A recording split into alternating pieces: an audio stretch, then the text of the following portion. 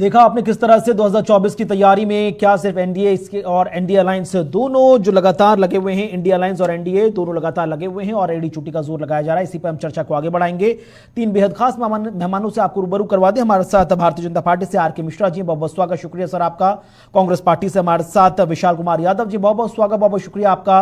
और वरिष्ठ पत्रकार आलोक पांडे जी भी हमारे साथ है। आलोक जी आपका भी बहुत बहुत स्वागत। विशाल जी, शुरुआत में आप ही से करूंगा कि लंबी चौड़ी रिपोर्ट आपने देख ली, बीजेपी किस हिसाब से तैयारी कर ली है, नैरेटिव किस हिसाब से सेट किया जा रहा है और अब की बार 400 पार का तो टारगेट भी बीजेपी तैयार कर कर चल रही है। तैयारियां इतनी बुलंद स्तर पर चल रही है कि जिस वक्त हम ये चर्चा कर रहे हैं उस वक्त भी पीएम मोदी इस वक्त वाराणसी में विकसित भारत संकल्प यात्रा के दौरान संबोधित कर रहे हैं, लोगों को अपने पक्ष में करने में जुटी है। कांग्रेस किस हिसाब से अपनी रणनीति बना रही है? लग नहीं रहा कि थोड़ा डिले हो रहा है काम? देखिए कुणाल जी, आपका बहुत बहुत धन्यवाद। आपने एक बहुत ही महत्वपूर्ण मसले पे आज का डिबेट रखा। देखिए, इंडिया गठबंधन मजबूती के साथ आने वाला 2024 चुनाव लड़ने जा रहा है, इसमें कहीं से दो राय नहीं है। हमारी सारी गठबंधन के सभी सदस्य, उनके बड़े नेता के साथ बातचीत चल रही है। वो अलग बात है कि हमें लोकल मीडिया, फ्रंटल मीडिया दिखाने का काम नहीं करा, वो अलग बात है। लेकिन हम अपनी लड़ाई मजबूती से लड़ रहे हैं। हमने 5 राज्य का चुनाव हुआ। इस 5 राज्य के चुनाव में बीजेपी से 10 लाख वोट हमें ज्यादा मिले, ठीक है, वो सीटों में कन्वर्ट नहीं हो पाया, वो अलग बात है। लेकिन कहीं ना कहीं लोग कांग्रेस को पसंद कर रहे हैं। हमने राहुल जी के चेहरे पर चुनाव तेलंगाना में लड़ा था, हम वहां जीत हासिल किए। मध्य प्रदेश, छत्तीसगढ़, राजस्थान की जहां तक बात हो, हमने वहां अपने क्षेत्रीय नेताओं के चेहरे पर चुनाव लड़ा था।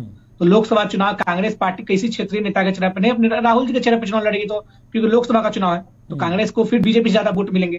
तो देखिए, 2024 का चुनाव पूरी तरह से इंडिया गठबंधन जीतने जा रही है, कहीं से कोई शंका नहीं है। क्योंकि फिर पुरानी बातों तो छोड़ दे, बीजेपी पर तो कई आरोप है जो सवाल खड़े करते हैं। लेकिन नया मैं आपको उदाहरण देना चाहूंगा, किस तरह संसद पे हमला हो जाता है और बीजेपी के सांसद के द्वारा के पास पर उपद्रवियों को सदन में घुसाया जाता है, लेकिन सांसद को निलंबित नहीं किया जाता है। निलंबित कांग्रेस और इंडिया गठबंधन के 15 सांसदों को किया जाता है। ये बीजेपी की नाकामियां है, जो विपक्ष की आवाजों को पिछले 5 सालों में विपक्ष के 71 सांसदों को लोकसभा से निष्कासित करने का काम किया। ये लोग देख रहा है कि विपक्ष की आवाज को दबाने का काम किया। छोटे सवालों का जवाब दे दीजिए विशाल जी, फिर मैं आर के मिश्रा जी के पास जाऊंगा। लोकसभा चुनाव कांग्रेस लड़ने जा रही है या इंडिया अलायंस लड़ने जा रहा है? सवाल बहुत स्पष्ट है।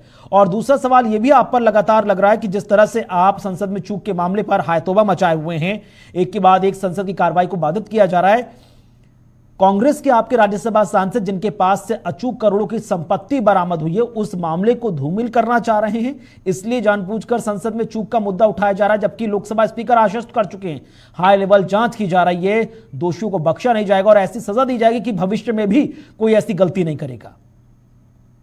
देखिए कुणाल जी, आपने हमसे 3 सवाल किया, मैं आपके तीनों सवाल का जवाब दूंगा और बहुत अच्छी तरह से जवाब दूंगा। कुणाल जी, आपने कहा कि क्या कांग्रेस चुनाव लड़ेगी या इंडिया गठबंधन चुनाव लड़ेगी? देखिए, कांग्रेस पार्टी 543 सीटों पर चुनाव की तैयारी कर रही है। जो सीट गठबंधन में कांग्रेस पार्टी को मिलेगा, वहां कांग्रेस पार्टी अपना उम्मीदवार उतारेगी, और जो सीट गठबंधन के अन्य पार्टियों में जाएगा वहां पे कांग्रेस पार्टी गठबंधन के पार्टियों को साथ देने का काम करेगी और सीट जितवाने का काम करेगी। आपने दूसरा सवाल किया कि क्या संसद जो हमने अपने सांसद के जो निकले उस पे, देखिए कोई ईडी का बड़ा अधिकारी आके सामने बोला कितना करोड़ निकला, ये मीडिया में केवल बातें चली कितना निकला, ठीक, क्या निकला नहीं निकला, कांग्रेस पार्टी ने अपना जवाब क्लियर कर चुका है कि वो हमारे सांसद है, लेकिन उनका बिजनेस क्या है उनसे पूछिए, वो महोदय बताएंगे कि उनके यहाँ पैसा कहां से आया, कैसे आया, कौन लाया। वो हमारे सांसद में से इनकार नहीं कर रहा कि हमारे सांसद नहीं है, लेकिन उनका अपना एक बिजनेस भी है और उस बिजनेस से आया और कहां से लाए ये उनसे करने का सवाल है। और धूमिल करने की बात, और फिर तो सर ये भी सवाल उठ जाता है ना कि जिस तरह से कांग्रेस अडानी को लेकर बीजेपी पर सवाल उठाती है, तो अडानी भी तो दुनिया भर के बिजनेस टाइकून है, उनके पास पैसा का बीजेपी को लगे हाथ लपेटने में क्या फिर बेस रह जाता है? आरके मिश्रा जी हमारे साथ जुड़े हुए हैं। आरके मिश्रा जी स्वागत, बहुत बहुत शुक्रिया सर, कीमती समय साझा करने के लिए लौटूंगा सर। विशाल जी लौटूंगा आपके पास। कांग्रेस ने अपने सारे पत्ते खोल दिए हैं, बता दिया है कि 2024 किस हिसाब से लड़ने जा रही है और किस हिसाब से फूंक के कदम रखे जाएंगे। 2024 के लिए बीजेपी ने 400 पार का टारगेट रखा। लौटूंगा विशाल जी आपके पास, लौटूंगा। एक सेकंड मिश्रा जी, 2024 के लिए बीजेपी ने 400 पार का टारगेट रखा है। जो तमाम चीजें कांग्रेस हिसाब से लेकर चल रही है, क्या लग रहा है कि किसी तरह का जीत में रोड़ा बनेगी कांग्रेस, या इंडिया अलायंस या बीजेपी के लिए 2024 का मैदान बहुत खाली है, साफ क्लीन स्वीप होगा?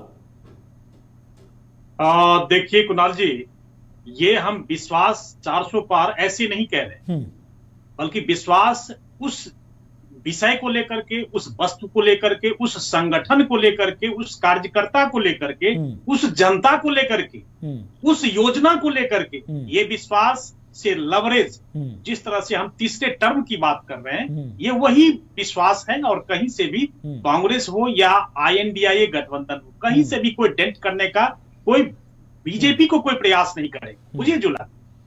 देखिए, दूसरी पहली चीज ये है, यहाँ पर अभी विशाल जी बहुत सारी ऐसे विषय को उठा करके यहाँ पर बात कर रहे हैं, लेकिन हमने देखा है जो कि किस तरह से 2014, 2019 और 2024 के अंदर में आप देखेंगे किस तरह से जनता इनको नकारने का काम करे, क्योंकि विषय बहुत है।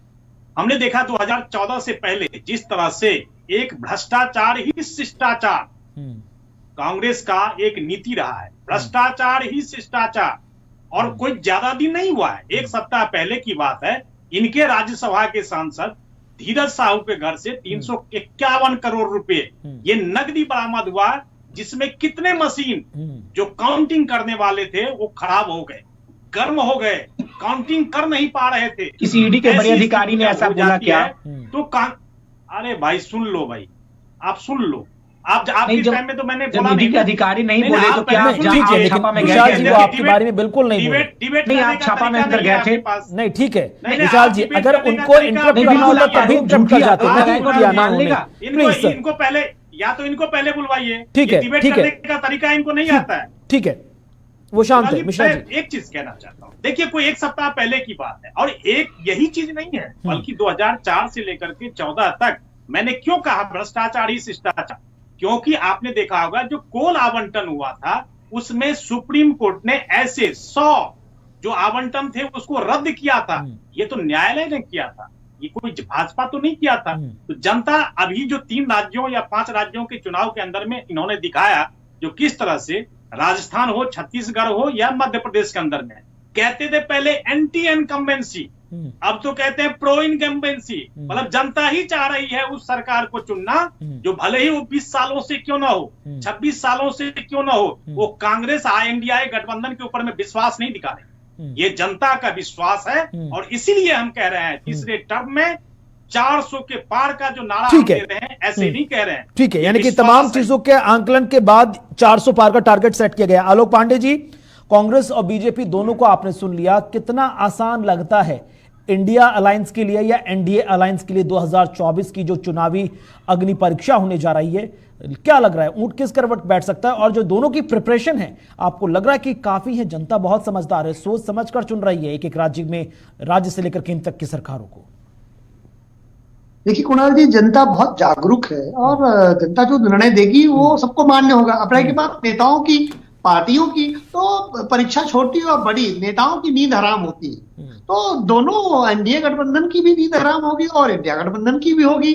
लेकिन अगर हम लोग थोड़ा पूर्वानुमान लगाने की कोशिश करें तो 5 राज्यों के चुनाव में जिस तरह से कांग्रेस को जनता ने नकारा है, हालांकि जब तेलंगाना का मत प्रतिशत जोड़ दो, क्योंकि तेलंगाना में भारतीय जनता पार्टी को 13-13.5% मत मिला है और कांग्रेस सत्तारूढ़ दल में है, तो उस मत को अगर मिला देते हैं तो बीजेपी से 10 लाख मत ज्यादा होता है। लेकिन जब कांग्रेस के प्रवक्ता आए तब वो बताया कि मध्य प्रदेश, छत्तीसगढ़ और राजस्थान में बीजेपी को कितने मत मिले हैं और कांग्रेस को कितने मिले, तो और चीजें स्पष्ट हो जाएंगी। तेलंगाना को अगर थोड़ा सा अलग करके देखेंगे तो समझ में आएगा कि जनता ने इन जगहों पर जहां कांग्रेस सत्तारूढ़ दल थी, 3 राज्यों में से 2 राज्यों पर कांग्रेस सत्ता में थी, तीसरे राज्य में भी सत्ता में थी, लेकिन 18 महीने में ही संभाल नहीं पाए थे कमलनाथ जी सरकार को, और वो सरकार इनकी गिर गई थी। तो तीनों राज्यों में जनता ने इनको पिछली बार बिठाया था, 2 में सत्तारूढ़ दल में थे। लेकिन कांग्रेस जब शासन में होती है तो उसके साथ कभी भी प्रो इनकम्बेंसी नहीं आती। कांग्रेस जब भी शासन में होती है उसके साथ साथ एंटी इनकम्बेंसी आती है। ज्यादातर केस में अभी हमने पिछले 2-3 दशक में देखे तो किसी भी राज्य में 10 साल लगातार सत्ता में मैंने कांग्रेस को नहीं देखा। अगर कांग्रेस कहीं 10 साल तक फुल फ्लेज सत्ता में रही हो लगातार, तो कांग्रेस के हमारे जो भाई हैं वो हमें जरूर बताएंगे। मेरी याद में किसी प्रमुख राज्य में कांग्रेस लगातार 10 साल सत्ता में नहीं रही। तो ये ठीक है। इससे एक चीज समझ में आती है कि कांग्रेस की प्रिपरेशन में थोड़ी कमी है। इंडिया गठबंधन बहुत नहीं, लेकिन कहते हैं ना कि दूध का जला हुआ भी छाछ फूक फूक कर पीता है, उसी हिसाब से कांग्रेस भी रणनीति बना रही है। बहुत बहुत शुक्रिया आप दोनों खास मेहमानों का। मजबूरी में मुझे डिबेट का समापन करना पड़ रहा है। सीधे रुक कर रहे हैं वाराणसी की तरफ, जहां पर प्रधानमंत्री नरेंद्र मोदी इस वक्त अपनी 2 दिवसीय यात्रा पर मौजूद हैं और विकसित भारत संकल्प यात्रा के दौरान जो तमाम लाभार्थी हैं उनसे सीधा संवाद इस वक्त चल रहा है। उस गांव में वो रह गया है, तो हमने तय किया कि भाई फिर से हम एक बार देश भर में जाएं, जो सरकार की योजनाएं हैं, जिनको मिला है, उनसे सुने कि भाई क्या क्या मिला, कैसे मिला, प्राप्त करने में कोई कठिनाई तो नहीं हुई, कोई रिश्वत तो नहीं देनी पड़ी, जितना तय था उतना मिला कि कम मिला। एक बार जाएंगे तो इसका हिसाब किताब भी हो जाएगा। तो ये विकसित भारत संकल्प यात्रा जो है ना, वो एक प्रकार से मेरी भी कसौटी है, मेरी एग्जामिनेशन है कि मैंने जो कहा था और जो मैं काम कर रहा था, मैं आपके मुंह से सुनना चाहता था और देश भर से सुनना चाहता हूं कि जैसा मैंने चाहा था वैसा हुआ है कि नहीं हुआ है, जिसके लिए होना चाहिए था उसके लिए हुआ है कि नहीं हुआ है, जो काम होना चाहिए था हुआ कि नहीं हुआ है। अब मैं अभी कुछ साथियों को मिला जिन्होंने आयुष्मान कार्ड का फायदा उठा करके गंभीर से गंभीर बीमारियों का इलाज करवाया है। उन्होंने एक्सीडेंट हो गया, हाथ पैर टूट गए, तो अस्पताल में प्रधानमंत्री 2 दिवसीय यात्रा पर वाराणसी पहुंचे हैं और आज तमिल समागम का कार्यक्रम है और उससे पहले तमाम विकसित भारत संकल्प यात्रा के दौरान जो लाभार्थी हैं उनसे सीधा संवाद भी प्रधानमंत्री मोदी जी करते हुए नजर आए हैं। यहाँ रुकते छोटे से ब्रेक के लिए खबरें आगे जा रही हैं।